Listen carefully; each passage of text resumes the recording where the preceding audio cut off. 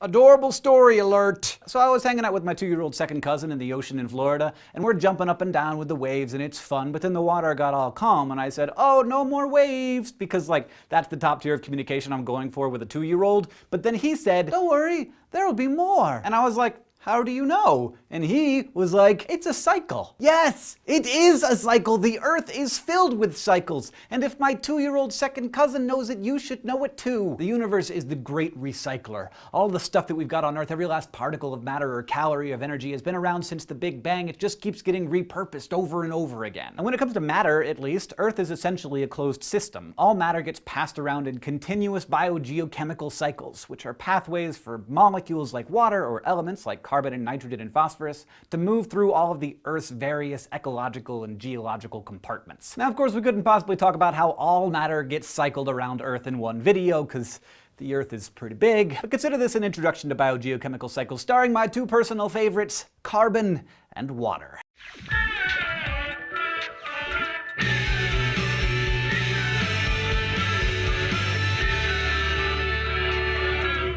Now, I'm sure you already know about at least one kind of planet-wide recycling because it's the most obvious to us, the hydrologic cycle, which describes how water moves on above and below the surface of the Earth, driven by energy supplied by the sun and the wind. And talking about the hydrologic cycle, it's most useful to think about all of the water on Earth being held in a series of reservoirs. The ocean, for instance, or the atmosphere in the form of clouds or in polar ice caps. So not only does water cycle through different places, it also takes different forms at different places in the cycle, liquid, solid, or gas. And since it's a cycle, there is no beginning and there is no end, so where we start our discussion is arbitrary, but we're going to start it off with precipitation. Rain, hail, snow, sleet, grauple, all that stuff is precipitation. It happens when water that's being held in the atmosphere condenses or turns from a gas into a liquid and then occasionally freezes into a solid right up in the air. The opposite of condensation, of course, is evaporation, the conversion of a liquid into a gas, and when a substance converts straight from a solid to a gas, that's sublimation, and when it's from a gas to a solid, that's deposition. And now you know. But back to condensation. It's responsible for the formation of clouds, which happens when air containing water vapor rises and cools or is compressed to the point that it can no longer be a gas.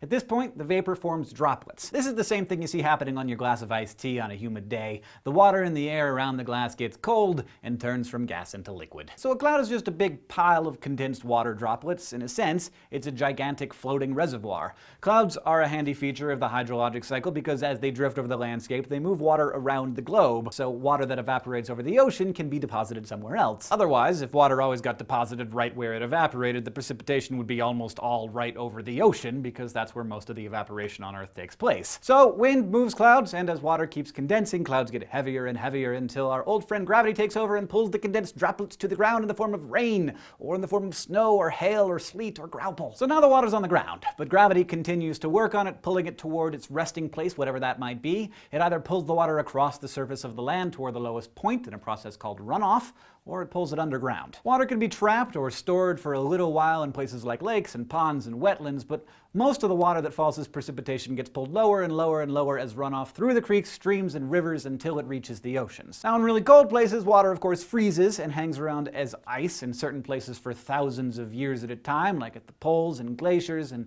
on mountaintops, but when it melts, most of it, too, runs off into the oceans. So you see where this is going. Oceans are a big deal. They're pretty much the biggest deal. They're the reason that we have the hydrologic cycle in the first place. They're also the reason we have awesome stuff like weather and life on Earth. The weird thing about oceans, though, is that they're salty. And there is a reason for this. As water runs to the ocean, it erodes minerals like salt from soil and carries it to the ocean.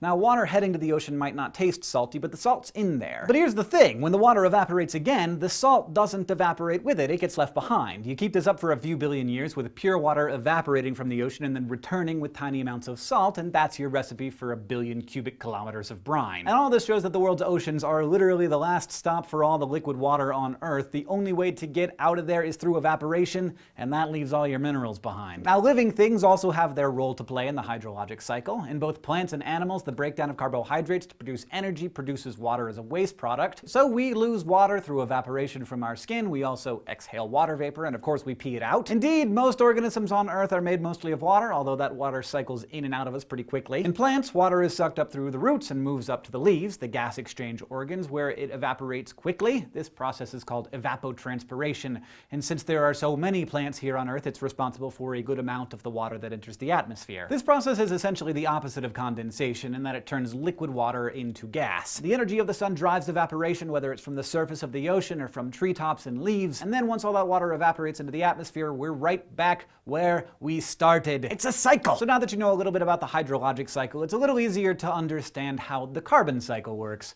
Carbon is one of the most abundant elements in the universe, and here on Earth it's always on the move, just like water jumping from one reservoir to the next. And that's a good thing, because A, all living things require carbon for their structure and to fuel their bodies, and B, it's a big component in a bunch of non-living things as well. It's in rocks, in the ocean, trapped in ice, plus it's in the atmosphere, where it helps regulate the temperature. Without carbon dioxide, Earth would basically be a frozen wasteland, so lucky for us, there's a whole pants load of carbon out there, because we need it. Let's start out with the carbon in living things. If you were to take all of the water out of your body, carbon would constitute about half of what remained in the little pile of dust that used to be you. And the first biological carbon reservoir is plants. They absorb a bunch of carbon dioxide out of the atmosphere because they need it to photosynthesize. But CO2 is also one of the byproducts of respiration, the process by which they use that energy. So plants take in carbon dioxide from the atmosphere during photosynthesis and then release CO2 back out into the atmosphere during their respiration process to make ATP for all their cellular functions. And right now, you're like, wait, no, it isn't the deal that plants get to take in the carbon dioxide and animals get to breathe it out? Well,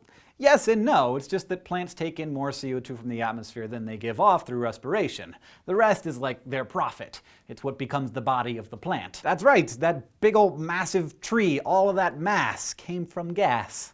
Pretty cool. So carbon absorbed by plants has three possible fates. It can be respired back into the atmosphere, it can be eaten by an animal, or it can be present when the plant dies. And if a tree falls in the right kind of forest and it's not allowed to decompose normally because a bunch of other plants all fell right on top of it and they die and get buried and squished together and form rocks like coal. We call these carbon-rich geological deposits fossil fuels. Lately, one of humanity's very favorite pastimes is digging up all of this old carbon in the form of coal and oil and natural gas and burning it to fuel our pretty much everything's. But I'll get to that later. Another extremely important carbon reservoir is the ocean. Now, carbon dioxide dissolves really easily in water, and once it's in there, a lot of it's used by phytoplankton, tiny plant-like organisms that form the base of the marine food chain. They use carbon in photosynthesis, and they also use it to make calcium carbonate shells. And when these guys die, their shells settle to the bottom of the ocean, pile up, become compressed, and over time, make rocks like limestone. Now, limestone obviously doesn't burn super well, so it's not considered a fossil fuel, but as limestone deposits are eroded by water, the calcium carbonate is broken down to eventually form, among other things, carbon dioxide and carbonic acid. We make lime and cement by heating limestone, which produces a pretty good amount of carbon dioxide. And when we do burn fossil fuels such as coal and petroleum products and natural gas, it also releases carbon in the form of carbon dioxide that's been stored for hundreds of millions of years in the geosphere, which is just a fancy sciencey word for Earth rocks. This process is what started the atmospheric carbon dioxide levels rising like crazy in the past couple hundred years. And the excess of carbon dioxide in the atmosphere causes global climate change because CO2 in the atmosphere prevents some of the sun's energy from re-radiating back out into space. So yeah, our planet is getting warmer because we've been burning through this massive reservoir of carbon that we had locked underground. This is causing all kinds of problems that we can see already, and it's very likely going to keep causing bigger and bigger problems with time. And the situation could be helped a lot if we would just stop unlocking all of that carbon and spitting it in the atmosphere, but in some respects we don't even have control of the situation anymore because of ice. Remember how I said the carbon is often trapped in ice? Well, in places like Siberia and northern Canada and Alaska, cold places that also have plants, they contain huge carbon reserves that are trapped in permafrost, ground that's frozen year-round. These places are basically frozen wetlands that add another layer of dead plant matter each year. But as permafrost melts, these dead plants decompose, and huge amounts of carbon dioxide and methane are released into the atmosphere, creating a positive feedback loop. Our carbon-burning lifestyles unleashing this other huge carbon reservoir which keep the whole greenhouse effect going with or without us. Just saying. Sorry to end on such a frightening and depressing note, but the stability of global climate is is not as stable as we would like it to be, and the fact that we're throwing it out of whack is one of the most important reasons to study ecology in the first place. This episode of Crash Course was written by myself, Jesselyn Shields, and Blake DiPastino. Our technical director is Nick Jenkins, who is also our editor and is also standing behind the camera right now. Graphics are courtesy of Amber Bushnell and Peter Winkler, and our sound designer is Michael Aranda. If you want to review any of what we went over in today's episode, check out the table of contents over there. And if you have any questions or comments or corrections or ideas for us, we're on Facebook and Twitter, and of course, down in the comments below.